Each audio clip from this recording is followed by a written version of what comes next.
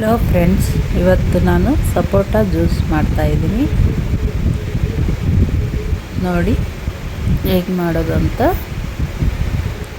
ಇಲ್ಲಿ ನಾನು ಸಿಪ್ಪೆ ತೆಗೆದಿಟ್ಕೊಂಡಿದ್ದೀನಿ ಹಣ್ಣುಗಳನ್ನು.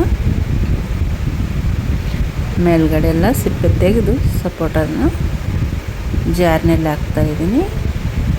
ನೋಡಿ ಫ್ರೆಂಡ್ಸ್, ಈಗ ಈ ಹಣ್ಣುಗಳು ಜಾಸ್ತಿ ಸಿಗುತ್ತೆ ಸೀಸನ್ನಲ್ಲಿ. ಮನೆಗೆ ತಂದಾಗ ಈ ಥರ ಜ್ಯೂಸ್ ಮಾಡಿಕೊಂಡು ಕುಡಿದ್ರೆ ತುಂಬಾ ಒಳ್ಳೆಯದು. ನೋಡಿ, ಈಗ ಜಾರ್ನಲ್ಲಿ ಹಾಕ್ತಾಯಿದ್ದೀನಿ. ಈಗೆಲ್ಲ ಈ ಥರದ್ದು ಜಾಸ್ತಿ ಹಣ್ಣು ಸಿಗುತ್ತೆ. ಯಾವ್ಯಾವ ಸೀಸನ್ನಲ್ಲಿ ಯಾವ್ಯಾವ ಹಣ್ಣು ಸಿಗುತ್ತೆ ಆ ಥರದ ಹಣ್ಣನ್ನು ಜ್ಯೂಸ್ ಮಾಡ್ಕೊಂಡು 5 ನಿಮಿಷದಲ್ಲಿ ಜ್ಯೂಸ್ ಮಾಡ್ಕೋಬೋದು ನಾವು.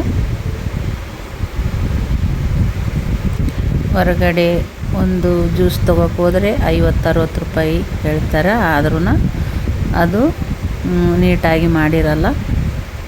ಅದಕ್ಕೆ ಹಾಲು ಹಾಕ್ತಾರೋ ಮತ್ತು ಏನು ಹಾಕ್ತಾರೋ, ನೀರು ಹಾಕ್ತಾರೋ ಗೊತ್ತಾಗಲ್ಲ. ನೋಡಿ, ಇಲ್ಲಿ ನಾನು ದ್ರಾಕ್ಷಿ ಹಾಕಿದ್ದೀನಿ, ಕಂಡೆನ್ಸ್ ಮಿಲ್ಕ್ ತೊಗೊಂಡಿದ್ದೀನಿ, ಸಕ್ಕರೆ ತೊಗೊಂಡಿಲ್ಲ. ಇಲ್ಲಿ ನಿಮಗೆ ಇದು ಮಿಲ್ಕ್ ಇಲ್ಲಾಂದರೆ ಸಕ್ಕರೆ ಹಾಕ್ಕೊಳ್ಳಿ. ಅದನ್ನು ಹಾಕ್ಕೋಬೋದು.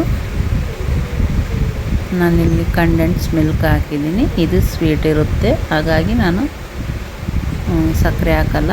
ಮತ್ತು ಇಲ್ಲಿ ನಾನು 125 ml ಹಾಲು ತೊಗೊಂಡಿದ್ದೀನಿ. ನಾನು 1 ಕಪ್ ಅಳತೆ. ಈಗ ಇದಕ್ಕೆ ನಾನು ಮಿಕ್ಸಿ ನುಣ್ಣಗೆ ರುಬ್ಕೊತೀನಿ. ನಾನು ಮಿಕ್ಸಿಗೆ ಹಾಕ್ಕೊಂಡು, ನೀವು ಹಾಲು ಬೇಕಿದ್ರೆ ಇನ್ನೂ ತೆಳು ಬೇಕಂದರೆ ಜಾಸ್ತಿ ಹಾಲು ಹಾಕಿ ಆಮೇಲೆ ಕಲಿಸ್ಕೊಳ್ಳಿ.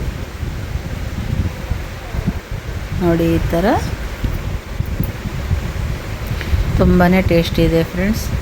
ನೀವು ಮಾಡಿ ಮಕ್ಕಳಿಗೆ ಕೊಡಿ, ನೀವು ಕುಡೀರಿ. ತುಂಬಾ ರುಚಿಯಾಗಿದೆ. ದ್ರಾಕ್ಷಿ ಹಾಕಲಿಲ್ಲಂದ್ರೂ ರುಚಿಯಾಗಿರುತ್ತೆ.